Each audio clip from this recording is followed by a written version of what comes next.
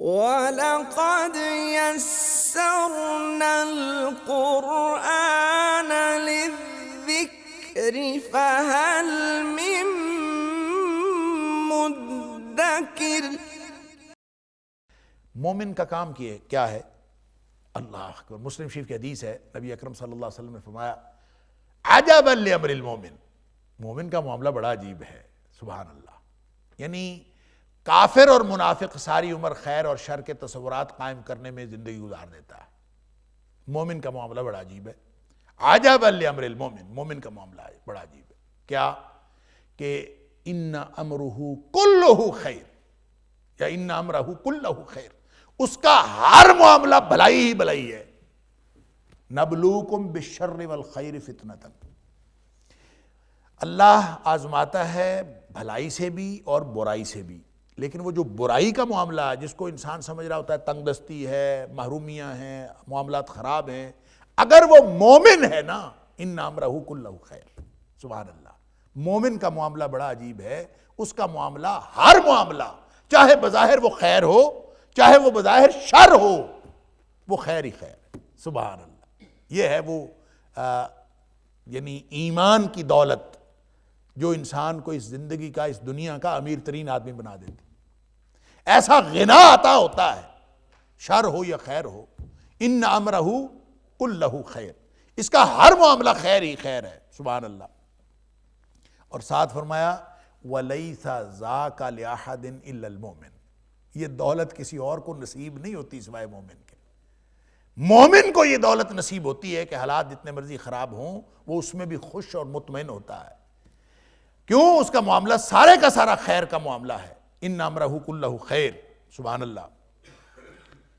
تو فرمایا کہ وہ کیا معاملہ ہے؟ ان اصابتہ سراء شکر، جب اس کو کبھی خوشحالی آتی ہے تو یہ اللہ کا شکر کرتا ہے، فکان خیر لہم، تو یہ بات، یہ خوشحالی اس کے لیے خیر بن جاتی ہے۔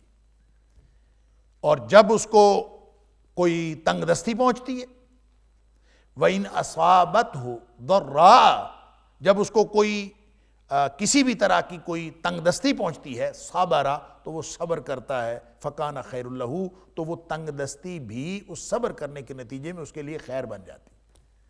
لہٰذا مومن کے لیے شر اور خیر صرف اتنی حقیقت رکھتا ہے کہ وہ شر اور خیر میں اللہ کا شکر اور اللہ کے لیے صبر کر رہا ہے کہ نہیں کر رہا۔ اگر اس کی زندگی اللہ کی مرضی سے گزر رہی ہے، مصیبتوں میں صبر کر کے، خوشحالی میں شکر کر کے، تو یہ مومن کے لیے معاملہ خیر ہی خیر کا ہے۔ ان امرہ کلہ خیر، اس کو لیے شر بھی خیر ہے، اس کے لیے خیر بھی خیر ہے۔ مومن کو اللہ تعالیٰ نے یہ دولت عطا فرمائی ہے، وَلَيْسَ ذَاكَ لِأَحَدٍ إِلَّا الْمُؤْمِنِ، مومن کے علاوہ کسی کو یہ پریولیج حاصل نہیں ہے کہ اس کے لیے شر بھی خیر بن جائے۔ سبحان اللہ۔ اللہ تعالیٰ ہم سب کو ایمان کی دولت نصیب فرمائے۔ لیکن انسان کیا ہے؟ بڑا تھوڑ دلا ہے۔ ان الانسان خلق ہلوعا اذا مسہ الشر جزوعا واذا مسہ الخیر منوعا، یہ بڑا تھوڑ دلا۔ اللہ اکبر۔ جب اس کو کوئی شر پہنچتا ہے تو واہ ویلا کرتا ہے، جزوعا، ہائے وائے کرتا ہے، شور مچاتا ہے، مر گئے، لٹے گئے، اے کیوں گیا، کیا ہو گیا، مر گئے۔ جزوعا واذا مسہ الخیر منوعا، جب اس کو بھلائی پہنچتی ہے تو روک لیتا ہے، بخیل بن جاتا ہے اور کنجوس بن جاتا ہے۔ وہ سمجھتا ہے میرا مال ہے، میں نے کمایا ہے، میں نے کیا ہے، اب میں کہیں اور۔ انا للہ و انا الیہ۔ تو یہ اصل میں انسان کی فطرت اس طرح کی ہے۔ جب اللہ تعالیٰ ایمان کی دولت عطا فرماتا ہے تو پھر انسان اللہ کے لیے صبر کرنا سیکھتا ہے۔ اور صبر کا کیا مطلب ہے؟ صبر کا معنی ہی اپنے آپ کو روک لینا ہوتا ہے، اور اس فطری رد عمل سے اپنے آپ کو روک لینا جو ہر سچویشن میں پیدا ہوتا ہے، لیکن اللہ اور اس کے رسول صلی اللہ علیہ وسلم کے حکم کی وجہ سے انسان اس کو روک لیتا ہے۔ یہ صبر ہے۔ لہٰذا ہر طرح کی کیفیات میں انسان صبر کرتا چلا جاتا ہے۔ لہٰذا یہ شکر اور صبر اس کو اس کے شر کے معاملات کو بھی خیر بنا دیتا ہے، اور خیر تو پہلے ہی خیر ہے۔ اللہ تعالیٰ ہم سب کو ایمان عطا فرمائے۔ وَإِلَيْنَا تُرْجَعُونَ، پوری زندگی کی حقیقت بتا دی۔ پہلے توحید کے دلائل دیے، یہاں زندگی کی حقیقت بتا دی، تاکہ وہ لوگ جو صرف دنیاوی معیارات کو کامیابی اور ناکامی کا معیار سمجھتے ہیں، ان کو سمجھ آ جائے کہ اس دنیا کی حقیقت کیا ہے۔ وَإِذَا رَآكَ الَّذِينَ كَفَرُوا، اور جب آپ کو کافر دیکھتے ہیں کافر لوگ جب آپ کو دیکھتے ہیں ان یتخذونک الا ہزوا، تو آپ کا مذاق اڑاتے ہیں، یعنی کافر جب بھی آپ کو دیکھتے ہیں تو آپ کا مذاق اڑاتے ہیں، تمسخر اڑاتے ہیں، اور کیا کہتے ہیں اھذا الذی یذکر آلہتکم وہم بذکر الرحمن ہم کافرون۔ اللہ اکبر، کہتے ہیں کہ کیا یہ آدمی ہے جو تمہارے جو معبود ہیں، جھوٹے معبود، ان کا تذکرہ کرتا ہے؟ وہم بذکر الرحمن ہم کافرون، اور اللہ کی یاد سے یا اللہ کے تذکرے سے وہ لوگ ویسے ہی انکاری۔ ہوتا اصل میں یہ تھا کہ نبی کریم صلی اللہ علیہ وسلم کے بارے میں یہ جو یذکر آلہتکم ہے نا، کہ یہ تذکرہ کرتا ہے تمہارے الہوں کا، تمہارے معبودوں کا یہ ذکر کرتا ہے، کیا یہ وہ بندہ ہے؟ یعنی اھذا، کیا یہ ہے وہ؟ یہ گویا نبی کریم صلی اللہ علیہ وسلم کے لیے ایک ہرزہ سرائی کرتے تھے، آپ کی شان میں گستاخی کرتے تھے، اور گویا ایک انسلٹنگ ایک ریمارکس تھے۔ اھذا، کیا یہ وہی ہے؟ یہ ہے وہ؟ یعنی اس کی اوقات کیا ہے؟ نعوذ باللہ من ذالک، یعنی یہ ہے وہ یذکر آلہتکم۔ اب یہ جو ذکر ہوتا ہے، یذکر، تذکرہ کرنا، یہ بالسوء بھی ہوتا ہے کہ کسی کے لیے برائی کے، اچھائی کے لیے بھی ہوتا ہے، برائی کے لیے بھی ہوتا ہے۔ آپ ذکر کسی کا کریں، اچھا کریں یا برا کریں۔ اب ظاہر ہے جب آپ کسی کو کہتے ہیں کہ جناب فلاں دوست ملا تھا آپ کا ذکر کر رہا تھا، وہ جو ذکر کر رہا ہے تو اس میں یہ شامل ہے کہ وہ ذکر خیر کر رہا ہے۔ قرینہ بتاتا ہے بالعموم کہ ذکر جو ہو رہا ہے وہ ذکر خیر ہے یا ذکر شر ہے۔ تو اگر کوئی آپ کہیں کہ فلاں آپ کا دوست ذکر کر رہا تھا تو اس میں یہ بات شامل ہے قرینے میں کہ وہ اچھی بات ہی کر رہا ہوگا۔ اور اگر کوئی دشمن آپ کا تذکرہ کر رہا ہو اور آپ کو خبر ملے کہ وہ آپ کا ذکر کر رہا ہے، تو اس میں کہنے کی ضرورت نہیں ہے، اس کا مطلب یہ ہوگا کہ وہ برائی ذکر کر رہا، وہ اچھا ذکر نہیں کر رہا، وہ کوئی برے لفظوں میں بھی یاد کر رہا تھا۔ اللہ اکبر۔ لہٰذا یہاں جو نبی کریم صلی اللہ علیہ وسلم کے بارے میں وہ کہتے تھے کہ اھذا الذی یذکر آلہتکم، کیا یہ ہے وہ جو ذکر کرتا ہے تمہارے الہوں کا، تو اس کا صاف مطلب ہے کہ وہ الہوں کو برا بھلا کہتا ہے۔ حالانکہ نبی کریم صلی اللہ علیہ وسلم ان کو برا بھلا نہیں کہتے تھے، یہ ان کا خیال تھا کہ ہمارے الہوں کو برا بھلا کہتا ہے۔ نبی کریم صلی اللہ علیہ وسلم ان کو باطل کہتے تھے، غلط کہتے تھے، برا بھلا نہیں کہتے تھے۔ آپ کوئی نعوذ باللہ من ذالک گالی نہیں دیتے تھے۔ جو قرآن نے کہا ہے کہ یہ جو اللہ کے علاوہ جن کو پوجتے ہیں تم ان کو گالی نہ دو، فَيَسُبُّ اللَّهَ عَدْوًا بِغَيْرِ عِلْمٍ، نہیں تو آپ اگر ان کو برا بھلا کہیں گے تو وہ جواباً اللہ کی ذات میں شان میں گستاخی کریں گے، اس لیے کہ ان کو تو علم نہیں ہے۔ عدوًا بغیر علم، دشمنی میں کریں گے، انتقام میں کریں گے، اور ان کو تو علم نہیں ہے۔ لہٰذا آپ جو اللہ کے علاوہ جن کو انہوں نے شریک بنایا ان کو برا بھلا نہ کہیں۔ تو نبی کریم صلی اللہ علیہ وسلم نے کبھی ان معبودوں کے بارے میں اس طرح کی بات کبھی نہیں کی کہ جس کو گالی کہا جا سکے یا برا بھلا کہا جا سکے۔ البتہ بطلان تو ان کا کرنا ضروری ہے، یہ شریک نہیں ہے، یہ الہ نہیں ہے، ان کے ہاتھ میں کچھ نہیں ہے۔ لیکن مشرکوں کی چونکہ ماتماری ہوتی، جب آپ کہتے ہیں کہ یہ جو جن کو تم شریک سمجھتے ہو، جن کو تم کرنی والا بھرنی والا سمجھتے ہو، یہ بالکل کسی کام کے نہیں ہیں، جب آپ یہ کہتے ہو تو وہ سمجھتے ہیں کہ یہ برا بھلا کہہ رہے ہیں۔ اور یہاں پہ یہ یذکر آلہتکم ہے تو ظاہر سی بات ہے کہ ان کی مخالفت تو نبی کریم صلی اللہ علیہ وسلم کے ساتھ تھی، لیکن یہاں بالسوء کا ذکر نہیں ہے۔ بعض مفسرین نے لکھا ہے کہ یہاں بالسوء کا لفظ جو ہے یہ محذوف ہے، کہ انہوں نے یہ کہا کہ جو برے لفظوں میں ذکر کرتا ہے تمہارے الہوں کا وہ یہی ہے، وہ اس کے بارے میں یہ کہتے تھے، تو یہاں محذوف ہے۔ اسی طرح کی بات جو ہے حضرت ابراہیم علیہ السلام کے بارے میں بھی آگے آ رہی ہے کہ سمعنا فتى یذکر، کہ ہم نے سنا ہے کہ ایک لڑکا ہے، سمعنا، ہم نے سنا ہے کہ ایک لڑکا ہے، یذکرہم، جو ان کا تذکرہ کرتا ہے۔ وہاں پہ بھی یہ نہیں ہے کہ سوء کے ساتھ ذکر کرتا ہے، اچھائی کے ساتھ ذکر کرتا ہے۔ کیسے؟ یقال لہ ابراہیم، اس کا نام سنا ابراہیم ہے، اس کو ابراہیم کہا جاتا ہے، کہ یہاں پہ سنا ایک لڑکا ہے جو ان کے بارے میں ذکر کرتا ہے۔ اب ذکر کرتا ہے، وہاں بھی اس کا معنی یہی ہے کہ یذکرہم بالسوء، یہاں بھی اس کا معنی یہی ہے کہ انہوں نے کہا کہ یہ تمہارے الہ کے بارے میں یہ کیوں کرتا ہے۔ یہ ہو سکتا ہے محذوف ہو، بعض لوگوں نے کہا ہے، لیکن یہ بات تو ایک خیال ہے کہ محذوف ہوگا، ایسی ضرورت نہیں۔ قرینہ بتا رہا ہے کہ جب مخالف کسی کا ذکر کرے یا مخالف کے تذکرے کا ہو ذکر، تو اس کا مطلب ہے وہ تو برے الفاظ میں ہی ذکر کرے گا، ذکر خیر نہیں ہو سکتا۔ اور دوست کرے گا تو ذکر خیر ہوگا، اور دوسرا کرے گا تو ذکر شر ہوگا، ذکر سوء ہوگا۔ اب نبی کریم صلی اللہ علیہ وسلم کے بارے میں وہ الزام لگا رہے ہیں، لیکن شاید یہ ان کا جو ہے سوء کا ذکر نہ کرنا، صرف یذکرو، یہ ان کے اپنے معبودوں کا احترام بھی ہے نا، کہ وہ اپنے معبودوں کا احترام کرتے ہیں، اور انہوں نے یہ نہیں کہا کہ وہ ان کے بارے میں برے الفاظ میں ذکر کرتا ہے، بس انہوں نے کہا کہ وہ ذکر کرتا ہے۔ اچھا یہ ہے جو ان کے بارے میں باتیں کرتا ہے، کیسی باتیں کرتا ہے یہ اس کا ذکر نہیں کیا انہوں نے، اس لیے کہ ان کے خیال میں اگر وہ بتا دیتے یا اس کا تذکرہ کرتے تو زبان پہ لانا ان کے اپنے معبودوں کے خلاف ان کی شان میں ہرزہ سرائی ہوگی، لہذا انہوں نے یہ بات نہیں کی۔ یہ گویا قرآن کا ایک ابلاغی اسلوب ہے اور ابلاغی اعجاز ہے قرآن کا، کہ قرآن نے یہاں پہ کوئی بات نہیں ایسی کی کہ اس میں کوئی اچھائی یا برائی کا تاثر نکل سکے، لیکن یہ قرینہ صاف بتا رہا ہے، اور یہ ابلاغ کا اعجاز ہے کہ پورا ابلاغ ہو رہا ہے کہ کیسی باتیں کریں، اس میں کہنے اور بتانے کی ضرورت نہیں ہے۔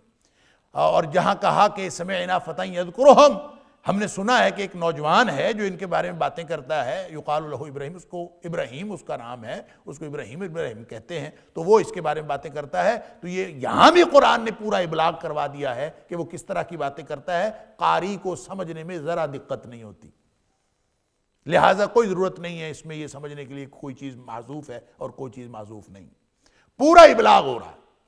اہذا الذی، کیا یہ ہے وہ شخص، یذکر آلہتکم، جو تمہارے الہوں کے بارے میں باتیں کرتا ہے؟ اللہ اکبر، وہم بذکر الرحمن ہم کافرون۔ اب دیکھیں جب الہوں کے بارے میں بات کریں تو وہم بذکر الرحمن ہم کافرون، اور جو رحمان کا ذکر ہے اس کے بارے میں تو یہ لوگ ویسے منکر ہیں، رحمان کا ذکر تو سننا ہی نہیں چاہتے، رحمان کے تذکرے سے یہ ویسے ہی اپنے مزاج کے اعتبار سے یہ اس سے اعراض کرنے والے ہیں، رحمان کا ذکر یہ سنتے ہی نہیں ہیں۔ وہم بذکر الرحمن ہم کافرون، اس کا تو انکار کرتے ہیں، ذکر سن کے بھی، اللہ کا تذکرہ سن کے بھی یہ انکار کرتے ہیں، اور نبی کریم صلی اللہ علیہ وسلم جو باتیں کر رہے ہیں کفار کے بارے میں، کفار کے معبودوں کے بارے میں، ان کو یہ سمجھ رہے ہیں کہ یہ ذکر سوء ہے، اور ان کا خیال یہ ہے کہ یہ غلط کر رہے ہیں، حالانکہ جو اللہ کے رحمان کا ذکر نبی کریم صلی اللہ علیہ وسلم کر رہے ہیں وہ اس سے کہیں زیادہ ہے، اور اصل جو مشن ہے نبی کریم صلی اللہ علیہ وسلم کا وہ پوزیٹیولی رحمان کا تذکرہ ہے، وہ ان کے معبودوں کا تذکرہ نہیں ہے۔ نبی کریم صلی اللہ علیہ وسلم تو کرتے ہیں رحمان کا تذکرہ، اس کو یہ مانتے نہیں ہیں، اور فوکس کس پہ ہے؟ یہ ہمارے معبودوں کے بارے میں یہ بات کرتا ہے۔ اور نبی کریم صلی اللہ علیہ وسلم کی سنت پر عمل کرنے والے اور ساری تاریخ میں انبیاء کی سنتوں پر عمل کرنے والے، ان کے ساتھ ہمیشہ کفار کا اعتراض، مشرکین کا اعتراض یہی ہوتا ہے۔ وہ کہتے ہیں صرف ایک خاص ان کا جو اپنے ان لوگوں کے بارے میں جن کو وہ معبود خیال کرتے ہیں، اللہ کا شریک خیال کرتے ہیں، ان کا خیال یہ ہوتا ہے کہ بس ان کا سارا زور اس کی مخالفت پر ہے۔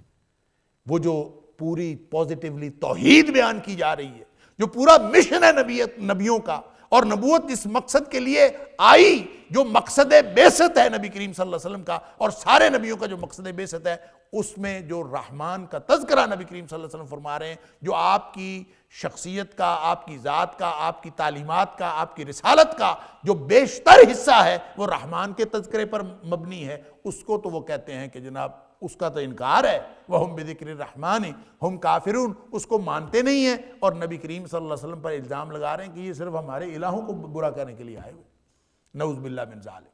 اور یہ ہر دور کے مشرکین کا یہی طریقہ رہا۔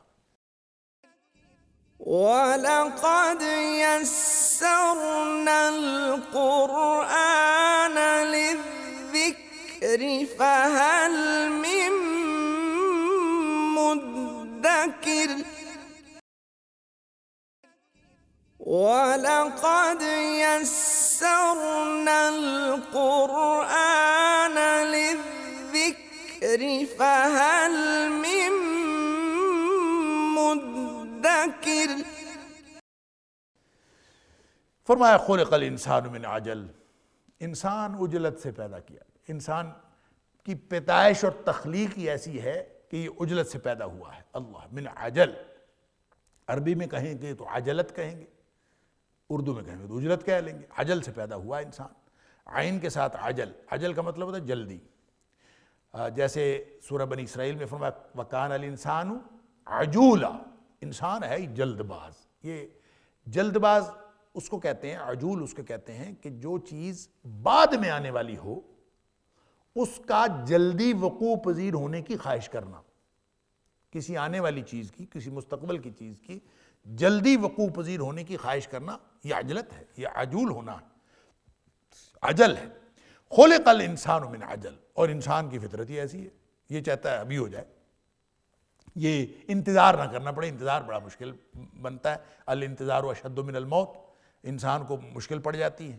لیکن اللہ فرماتا ہے خلق الانسان من عجل سأریکم آیاتی فلا تستعجلون، ان قریب میں دکھاؤں گا ان کو اپنی نشانیاں، تمہیں دکھاؤں گا اپنی نشانیاں، فلا تستعجلون، پس تم جلدی نہ مچاؤ. جلدی مچانے کی ضرورت نہیں ہے، ان قریب میں تمہیں نشانیاں اپنی دکھاؤں گا. اب یہ کس کو کہا جا رہا ہے؟ یہ اس کے دو مفاہیم ہو سکتے ہیں. ایک یہ کہ یہ اہل کفر کو کہا جا رہا ہے کہ تم جو عذاب میں جلدی مچاتے ہو، یہ اس کی جلدی مچانے کی ضرورت نہیں ہے، اس لیے کہ جب بھی وہ نبی کریم صلی اللہ علیہ وسلم سے عذاب کا تذکرہ سنتے تھے، وعید سنتے تھے کہ جب ہم شرک سے باز نہیں آئیں گے تو اللہ کا عذاب آئے گا، شرک سے باز نہیں آئیں گے تو یہ ہوگا یہ ہوگا، جب وہ سنتے تھے تو پھر وہ آگے سے کہتے تھے وہ کب آئے گا بھائی، لے آؤ. اس میں جلدی میں چاہتے تھے. تو ان کو کہا جا رہا ہے کہ چھوٹی چھوٹی نشانیاں تو ہم تمہیں دکھاتے رہیں گے، وہ بڑا عذاب بھی آ جائے گا، لیکن یہ چھوٹی چھوٹی نشانیاں اس کے لیے جلدی نہ مچاؤ. یہ چھوٹی چھوٹی نشانیاں، غزوہ بدر میں جوتے پڑے تمہیں، اور اسی طرح مختلف جگہوں پہ جنگوں کے اندر، اور پھر جس طرح سے آہستہ آہستہ اللہ کریم نبی اکرم صلی اللہ علیہ وسلم کو اور آپ کے ساتھیوں کو کامیابیاں دیتا جا رہا ہے اور تمہیں ناکامیاں دیتا جا رہا ہے، یہ نشانیاں نہیں ہیں. سیریکم آیاتی، میں اپنی نشانیاں تمہیں دکھاؤں گا. فلا تستعجلون، جلدی کرنے کی ضرورت نہیں ہے، وہ عذاب بھی آ جائے. ایک تو اس کا معنی یہ ہے، اور یہ اس کا قرینہ یہ ہے کہ اگلی آیت میں وَيَقُولُونَ مَتَىٰ هَٰذَا الْوَعْدُ إِن كُنتُمْ صَادِقِينَ، وہ اکثر ہی ان کا جو ہے وہ یہی اعتراض ہوتا تھا. وَيَقُولُونَ مَتَىٰ هَٰذَا الْوَعْدُ، وہ کہتے تھے کہ کب آئے گا یہ وعدہ، کب وعدہ پورا ہوگا، ان کنتم صادقین، اگر تم سچے ہو، اور ہمیشہ ہی کہتے تھے. دوسرا خیر اس کا معنی یہاں اسلوب میں یہ بھی ہو سکتا ہے کہ جب کفار مکہ، مشرکین، معاندین نبوت، وہ باز نہیں آتے تھے کسی بھی مزاحمت سے اور نبی کریم صلی اللہ علیہ وسلم کی حرزہ سرائی سے اور صحابہ کرام کی دشمنی سے، اور ایک مسلسل ایک مزاحمت تھی، ایک جنگ تھی، اور مسلمانوں کے اوپر مستقل ایک مصیبت تھی. تو ان حالات میں اہل ایمان کے دل میں بھی یہ خیال پیدا ہوتا تھا کہ اللہ کی مدد کیوں نہیں آتی. تو اللہ تعالیٰ کی مدد آئے، اور اس کے لیے وہ انتظار بھی کرتے تھے، اور دل ہی دل میں تنگی بھی محسوس کرنے لگتے تھے کہ اللہ کی مدد کیوں نہیں آ رہی. جیسے بعض اوقات انسان ایسی کیفیتوں میں مبتلا ہو جاتا ہے. تو ان کو بھی یہ سمجھایا جا رہا ہے خلق الانسان من عجل. انسان چاہے مومن ہو چاہے کافر ہو، جو بیسک سٹرکچر ہے، جس بیسک جو فطرت ہے، وہ تو ایسی ہے، انسان چاہتا ہے کہ جلدی ہو جائے، جلدی نتیجہ نکل آئے، اور ہر چیز کو انسان جلدی اس کو دیکھنا چاہتا ہے. تو فرمایا سأریکم آیاتی فلا تستعجلون، تو جو تمہاری کامیابیاں ہیں وہ اصل کامیابی تو بعد میں آئے گی. یہ چھوٹی چھوٹی نشانیاں تمہاری کامیابی کی تمہیں دکھائی تو جا رہی ہیں. لہٰذا یہ جو خطاب ہے یہ اہل ایمان سے بھی ہو سکتا ہے، یہ اہل کفر سے بھی ہو سکتا ہے، لیکن اصل معنی جو ہے نتیجہ وہ ایک ہی ہے. اہل ایمان سے ہوگا تو اس سے مراد کامیابی ہے، اور اہل کفر سے ہوگا تو اس سے مراد ناکامی ہے. لہٰذا جلدی مچانے کی کیا ضرورت ہے. وَيَقُولُونَ مَتَىٰ هَٰذَا الْوَعْدُ إِن كُنتُمْ صَادِقِينَ، وہ یہ کہتے ہیں کہ وہ انسان جلد باز ہے، اور یہ مذاق اڑانے والوں کو گویا تنبیہ بھی کی جا رہی ہے. سأریکم آیاتی، تم مذاق اڑاتے ہو نبی کریم صلی اللہ علیہ وسلم، ان قریب تمہیں لگ پتہ جائے گا، تمہیں اپنی نشانیاں دکھاؤں. فلا تستعجلون، جلدی نہ کرو. وَيَقُولُونَ مَتَىٰ هَٰذَا الْوَعْدُ، لیکن ان کا کیا حال ہے کہ وہ ہمیشہ یہ کہتے ہیں وَيَقُولُونَ مَتَىٰ هَٰذَا الْوَعْدُ إِن كُنتُمْ صَادِقِينَ، یعنی یہ ان کا ہمیشہ کا رویہ بتایا جا رہا ہے کہ وہ کسی خاص موقع پہ نہیں، ہمیشہ یہ کہتے ہیں وَيَقُولُونَ مَتَىٰ هَٰذَا الْوَعْدُ، کب آئے گا یہ وعدہ، آپ جو وعدہ کرتے ہو کب پورا ہوگا. ان کنتم صادقین، اگر تم سچے ہو.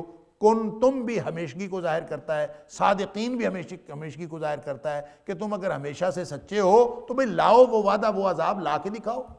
اللہ اکبر۔ لو یعلم الذین کفروا، کاش کے کافر جان لیں یا جان لیتے۔ لو جو ہے یہ دو معنوں میں آتا ہے، اگر کے معنوں میں بھی ہے اور کاش کے معنوں میں بھی۔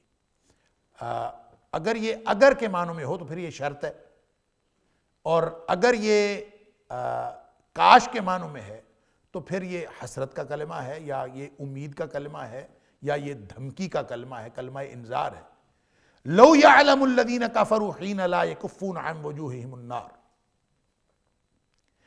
اگر یہ کافر جان لیتے، حین لا یکفون عن وجوہہم النار ولا عن ظہورہم، اس وقت کو جان لیتے جب یہ اپنے منہوں سے، اپنے چہروں سے اور اپنے پشتوں سے آگ کو دور نہیں کر سکیں گے۔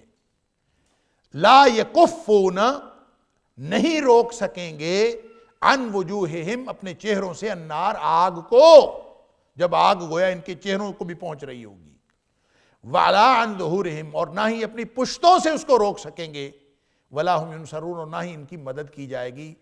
یعنی اگر ہم لو کا معنی اگر کرتے ہیں تو اس کا معنی یہ ہوگا کہ اگر یہ اس وقت کو جان لیتے تو پھر اس طرح کی باتیں نہ کرتے، تو پھر اس طرح بار بار نہ کہتے کہ وَيَقُولُونَ مَتَىٰ هَٰذَا الْوَعْدُ إِن كُنتُمْ صَادِقِينَ، اس طرح جلدی نہ مچاتے اگر ان کو پتا ہو، اگر ان کو اس بات پر ایمان ہو۔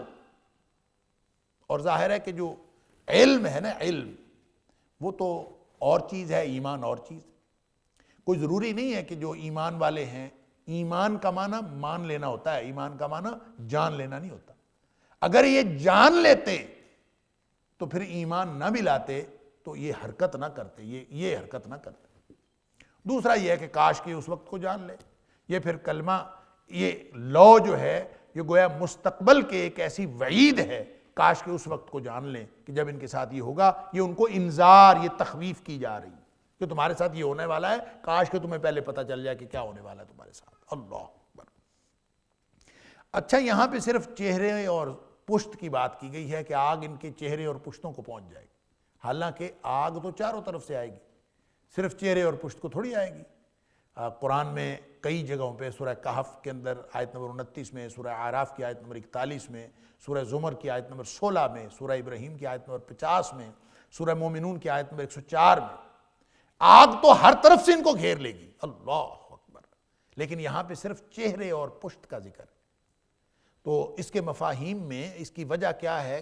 کئی اسباب ہو سکتے ہیں، اللہ عالم، اللہ کو معلوم ہے زیادہ کہ کیا یہاں کا مطلب ہو سکتا ہے، لیکن ایک مفہوم بہت واضح، چہرہ انسان کا خوبصورتی کے اظہار کا سب سے بڑا ذریعہ، اور پشت مضبوطی کے اظہار کا سب سے بڑا ذریعہ۔ یعنی کوئی بھی چیز انسان نے بھاری سے بھاری بوجھ اٹھانا ہو تو پشت پہ اٹھاتا ہے، کوئی ایسی چیز جس کو انسان اور کسی عضو پہ برداشت نہ کر سکتا ہو تو انسان اپنی پشت آگے کر دیتا ہے۔ تو گویا پشت مضبوطی کی علامت ہے، مضبوط ترین حصہ انسان کے جسم کا پشت ہے، اور خوبصورت ترین حصہ اس کا چہرہ۔ تو جب نہ خوبصورت ترین حصہ بچا اور نہ مضبوط ترین حصہ بچا تو باقی اعضاء کیسے بچے؟ لہذا پورا جسم اس کے اندر آ گیا۔ یہ اپنے خوبصورت ترین حصے سے بھی آگ کو نہیں بچا سکیں گے، اور مضبوط ترین حصے سے بھی آگ کو جو ہے روک نہیں سکیں گے۔ تو اس کا مطلب یہ ہے کہ وہ جو چاروں طرف گھیرنے والی بات ہے وہی اس سے مراد ہے۔ ذکر صرف چہرے اور پشت کا ہے، لیکن جو چاروں طرف سے گھیرنے والی بات ہے وہی ہے، آگ پہنچے گی، باقی اعضاء سے روکنا تو پھر وہ ویسے ہی بعید از قیاس ہے، جب چہرے سے بھی نہیں روک سکیں گے اور پشت سے بھی نہیں روک سکیں گے۔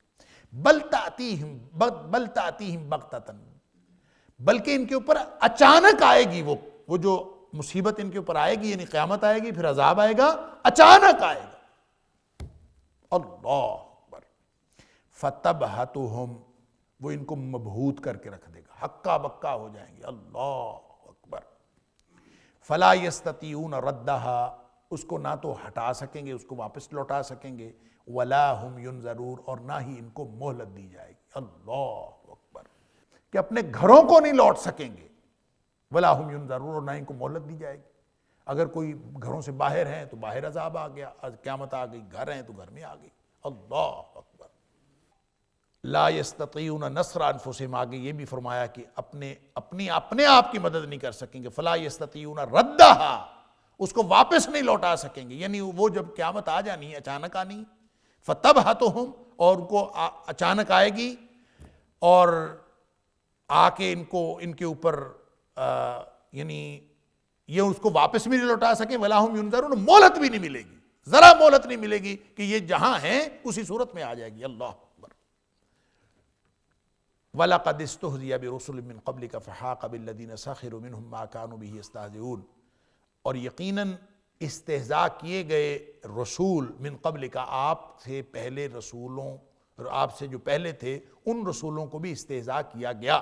وَلَقَدِ اسْتُهْزِئَ، اور یقیناً استہزاء کیا گیا برسل، ان رسولوں کے ساتھ من قبل کا جو آپ سے پہلے تھے، فحاق بالذین سخروا منہم، بس گھیر لیا ان لوگوں کو جنہوں نے مذاق اڑایا، جنہوں نے تمسخر اڑایا، منہم، ان میں سے، ما کانوا بہ یستہزئون، جس چیز کا مذاق اڑا رہے تھے اسی نے ان کو گھیر لیا۔ کیا مطلب؟ یہاں پہ نبی کریم صلی اللہ علیہ وسلم کے لیے تسلی، آپ کے جو ساتھی اہل ایمان تھے ان کے لیے تسلی، اور جو اہل کفر اور اہل شرک ہیں، معاندین نبوت ہیں، ان کے لیے دھمکی اور انذار، اور ان کے استہزاء کے مقابلے میں تخویف ہے کہ تم ڈر جاؤ اور بچ جاؤ۔ کیوں؟ اس لیے کہ پہلے نبیوں کو بھی اسی طرح سے استہزاء کیا گیا، بالآخر ان کے اوپر عذاب آ گیا، اور جس چیز کا وہ مذاق اڑا رہے تھے اسی نے آ کے ان کو گھیر لیا۔ جیسے دوسرے مقام پر فرمایا وَلَقَدْ كُذِّبَتْ رُسُلٌ مِّن قَبْلِكَ، سورۃ الانعام کے اندر فرمایا کہ آپ سے پہلے بھی رسولوں کو جھٹلایا گیا، فصبروا، اور انہوں نے صبر کیا، علی ما کذبوا، اس بات پر جو ان کو جھٹلایا جا رہا تھا، تکذیب کی جا رہی تھی، اس پر انہوں نے صبر کیا۔ وَأُوذُوا حَتَّىٰ أَتَاهُمْ نَصْرُنَا، جو ان کو تکلیف دی جاتی تھی، جو ان کو جھٹلایا جاتا تھا، جتنی بھی اذیتیں دی جاتی تھیں، اس پر انبیاء نے صبر کیا، حتیٰ یہاں تک کہ أَتَاهُمْ نَصْرُنَا، ہماری مدد ان کے اوپر آ گئی۔ تو نبی کریم صلی اللہ علیہ وسلم کو مختلف مقامات پہ جو تسلی دی گئی ہے، یہاں تسلی بھی ہے اور اہل کفر کے لیے یہاں پہ انذار بھی ہے۔ قُلْ مَنْ يَكْلَؤُكُمْ بِاللَّيْلِ وَالنَّهَارِ مِنَ الرَّحْمَنِ، اے حبیب صلی اللہ علیہ وسلم ان سے پوچھئے کہ تمہیں کون جو ہے تمہاری حفاظت کرتا ہے؟ یکلؤکم، کالا یکلؤکم مطلب ہوتا ہے حفاظت کرنا، بچاؤ کرنا، پروٹیکشن دینا۔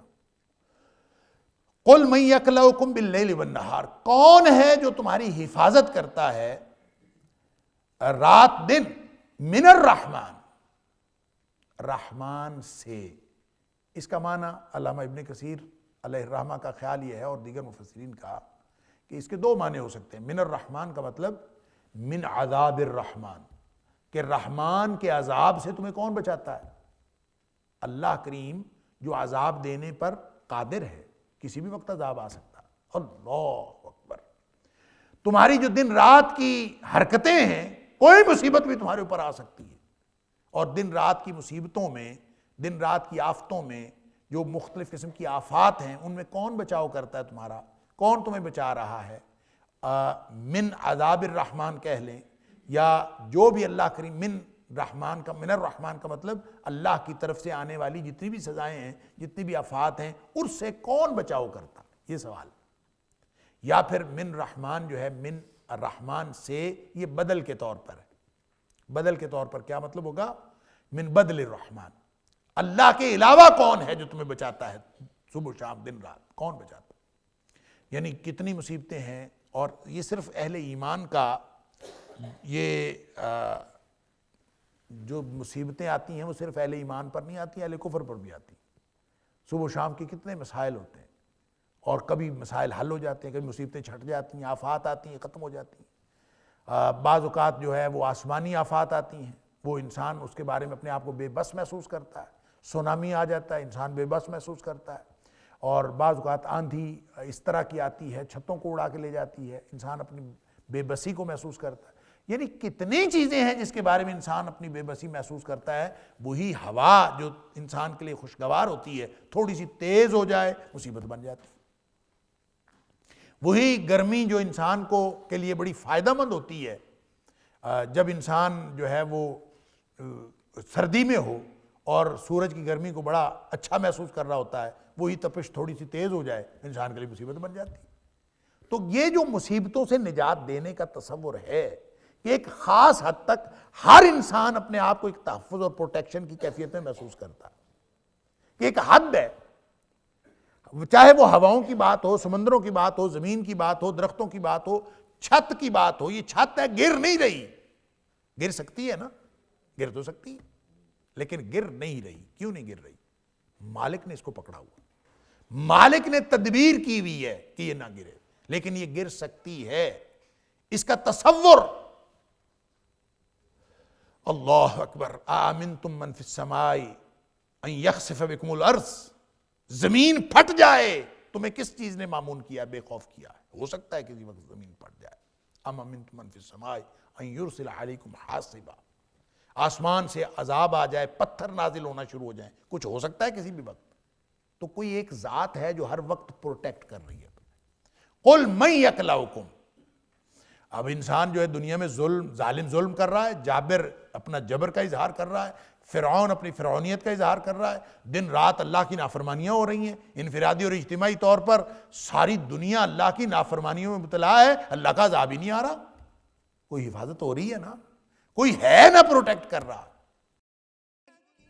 وَلَقَدْ يَسَّرْنَا الْقُرْآنَ لِلذِّكْرِ فَهَلْ مِن مُّدَّكِرٍ وَلَقَدْ يَسَّرْنَا الْقُرْآنَ لِلذِّكْرِ فَهَلْ مِن مُّدَّكِرٍ۔ قل، اے حبیب صلی اللہ علیہ وسلم سوال کرو ان سے، من یکلؤکم من الرحمن، من یکلؤکم باللیل والنہار من الرحمن، کون ہے دن رات تمہاری حفاظت کرتا ہے رحمان کے عذاب سے یا رحمان کے علاوہ؟ دونوں معنی ہوں گے، دونوں ٹھیک ہیں۔ بل ہم عن ذکر ربہم موردون، اللہ اکبر، اللہ اکبر، بل ہم عن ذکر ربہم موردون، بلکہ وہ جو ہیں اپنے رب کے تذکرے سے تو ویسے ہی منہ پھیرنے والے۔ اس کا معنی پتہ کیا ہے؟ اس کا معنی یہ ہے، اللہ اکبر، کہ اگر ان سے پوچھو کہ جیسے میں ابھی عرض کر رہا تھا، جیسے سورہ عنکبوت میں ہے، سورہ مومنون میں ہے، سورہ یونس میں ہے، اور مختلف مقامات پہ اللہ تعالیٰ نے مشرکین مکہ کا عقیدہ بیان کیا، کہ ان سے پوچھو کہ زمین و آسمان کو کس نے پیدا کیا، سورج چاند کس کے کنٹرول میں ہے، بارش کون برساتا ہے، رزق کون دیتا ہے، کون زیادہ دیتا ہے، کون کم کر دیتا ہے، تو ان کا جواب ہوگا لَيَقُولُنَّ اللَّهُ، اللہ ہی سب کچھ کرتا ہے۔ تو اب یہ پوچھا جائے کہ کون تمہاری حفاظت کرتا ہے، تو ان کا جواب کیا ہوگا؟ معلوم ان کو ہے کہ اللہ ہی کرتا ہے، ان کو معلوم ہے کہ اللہ کے علاوہ کوئی حفاظت نہیں کر سکتا، کسی کے اور کے پاس کوئی ہے ہی نہیں طاقت۔ جن کو یہ سمجھتے ہیں کہ یہ اللہ کے ساتھ ہمارا کوئی کنیکشن قائم کر دیں گے، ما نعبدہم الا لیقربونا الی اللہ زلفیٰ، یا ہؤلاء شفاعؤنا عند اللہ، جیسے سورہ یونس میں فرمایا، یہ اللہ کے ہمارے سفارشی ہیں، جن کو یہ سمجھتے ہیں، یہ سارے ان کے خیالات ہیں، اور ان کو خود پتہ ہے کہ یہ باطل خیالات، خود جانتے ہیں کہ یہ باطل خیالات، اور ان کو پتہ ہے اللہ ہی کرتا ہے، لیکن کریں گے کیا؟ اللہ کا نام نہیں لیں گے، پتہ ہے ان کو۔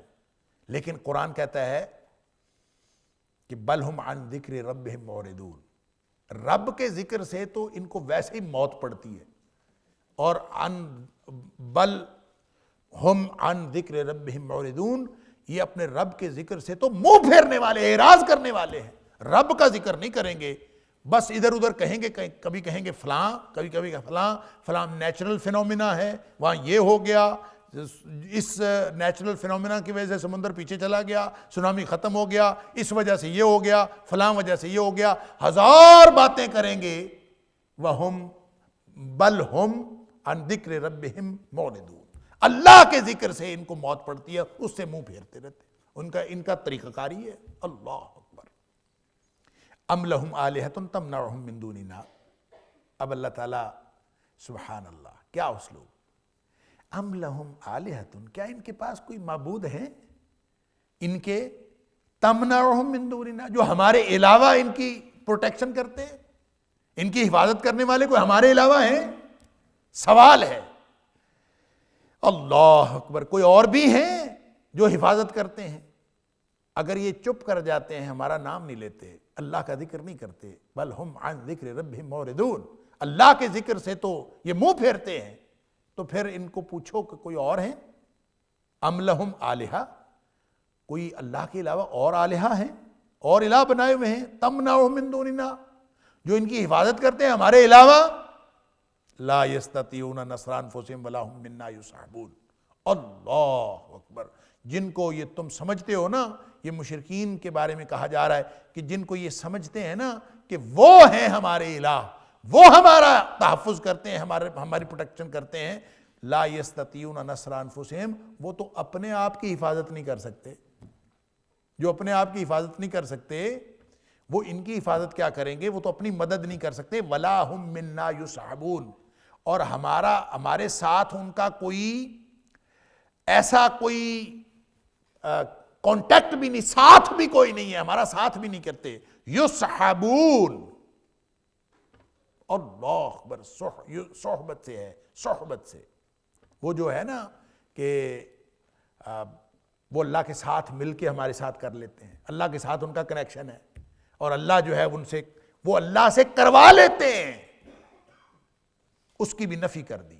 یہ جو تمہارا تصور ہے نا کہ ان کا اللہ کے ساتھ کنیکشن ہے اور وہ اللہ سے کروا لیتے ہیں، ولا ہم منا یصحبون، وہ ہمارے ذریعے سے، وہ کوئی مصاحبت اختیار کیے ہوئے نہیں ہیں، کوئی ایسا معاملہ نہیں ہے کہ وہ ہماری طرف سے ان کا کوئی ساتھ دیا جاتا ہے اور ساتھ دینے کی وجہ سے وہ تمہاری حفاظت کا انتظام کرتے ہیں، ایسا کچھ نہیں ہے. ولا ہم منا یصحبون. لہذا وہ جو سورہ زمر کی بات کہ ما نعبدہم الا لیقربونا الی اللہ زلفیٰ، وہ کہتے تھے ہم تو اس لیے کرتے ہیں کہ اللہ کے قریب کر دیتے ہیں، اور یا کہتے ہیں وَيَقُولُونَ هَؤُلَاءِ شُفَعَاؤُنَا عِندَ اللَّهِ، یہ اللہ کے ہاں ہمارے سفارشی ہیں. تو جتنے مشرکین مکہ کی اس طرح کے خیالات تھے ان سب کی نفی فرما دی. وَلَا هُم مِنَّا يُصْحَبُونَ، ہماری کوئی پارٹنرشپ، مصاحبت، ساتھ کوئی نہیں ہے، ہماری طرف سے ان کا کوئی ساتھ نہیں دیا جاتا. یہ تمہیں کس نے کہہ دیا ہے کہ وہ کائنات میں تصرف کر رہے ہیں؟ وہ کوئی معاملات جو ہیں ان کے ہاتھ میں دے دیے ہیں، یا وہ آپ ان کے پاس جاتے ہیں وہ ہمارے ساتھ کوئی کنیکشن قائم کر لیتے ہیں، ان کے ذریعے سے آپ کی حفاظت کا انتظام ہو رہا ہے. ولا ہم منا یصحبون، وہ تو اپنی آپ مدد کرنے کے قابل نہیں ہیں اور نہ ہی ہماری طرف سے ان کا کوئی ساتھ دیا جاتا. اللہ اکبر. بالکل کیٹاگوریکلی اس کی تردید ہو گئی جس طرح کے مشرکین مکہ کے خیالات تھے. اللہ اکبر. بل متعنا ہؤلاء وآباءهم حتى طال عليهم العمر. یہ غلط فہمی کی وجہ یہ ہے کہ متعنا، بل متعنا ہؤلاء وآباءهم، ہم اصل میں ان کو اور ان کے آباء و اجداد کو ہم نے ساز و سامان زندگی کا بہت فراہم کر دیا.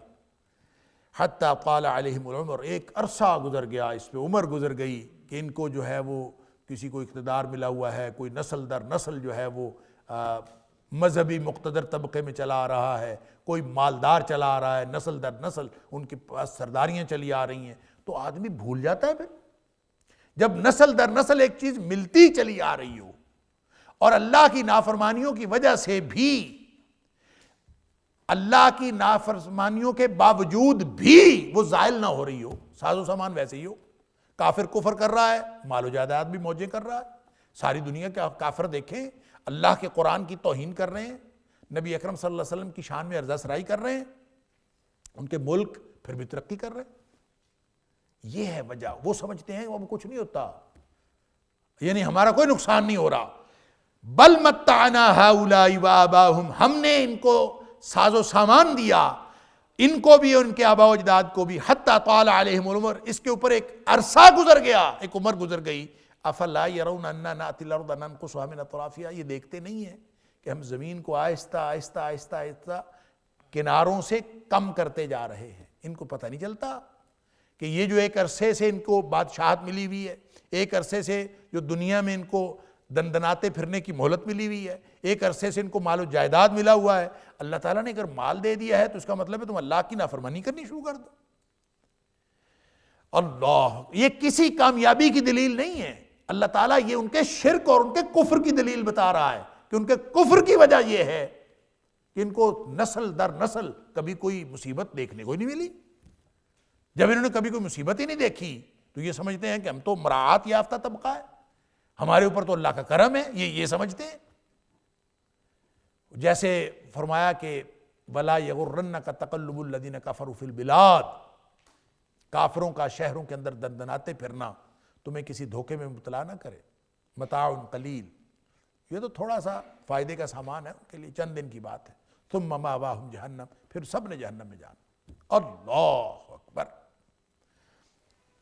وبئس المہاد، اور بہت برا ٹھکانہ ہے۔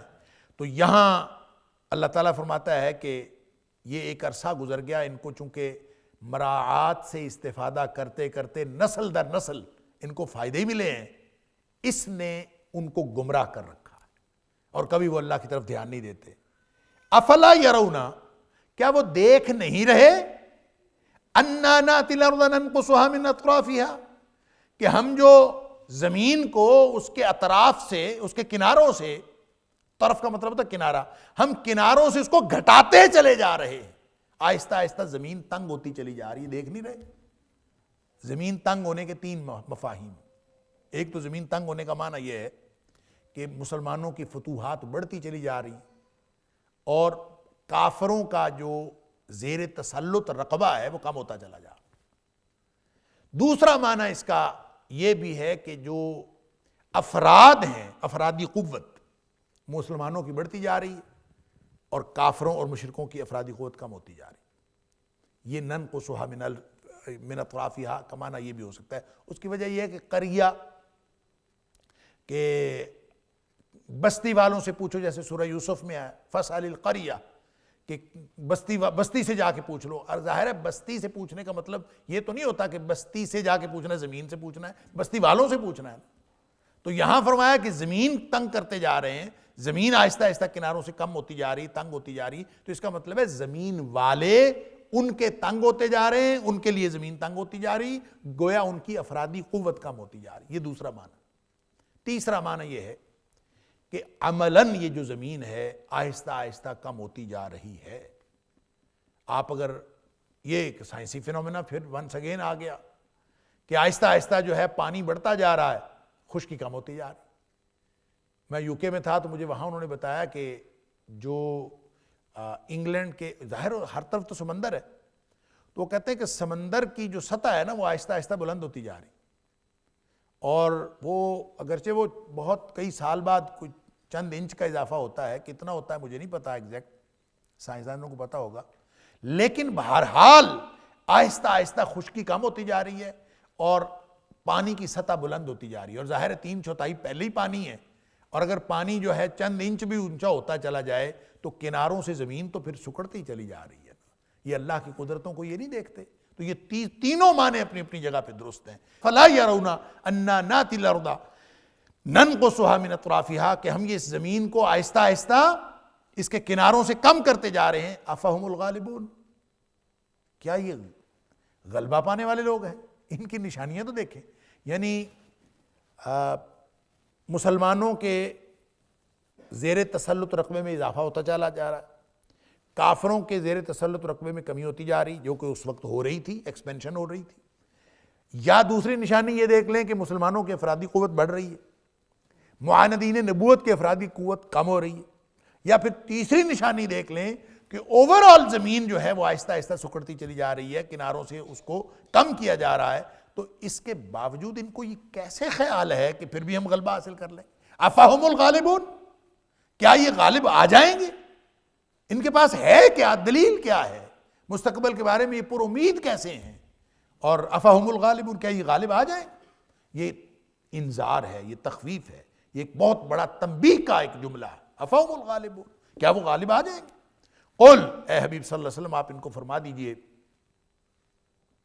انما انذرکم بالوحی، اللہ اکبر، میں نہ تو عذاب لا سکتا ہوں تمہارے اوپر، نہ میرا یہ کام ہے، میرا کام یہ ہے انما انذرکم بالوحی، میں تو وحی کے ذریعے تمہیں انذار کرتا ہوں، خبردار کرتا ہوں، میرا تو کام صرف اتنا ہے، انما سوائے اس کے اور کچھ نہیں، انذرکم میں تمہیں ڈراتا ہوں، انذار کرتا ہوں، خوف دلاتا ہوں، تنبیہ کرتا ہوں، وارن کرتا ہوں بالوحی، وحی کے ذریعے۔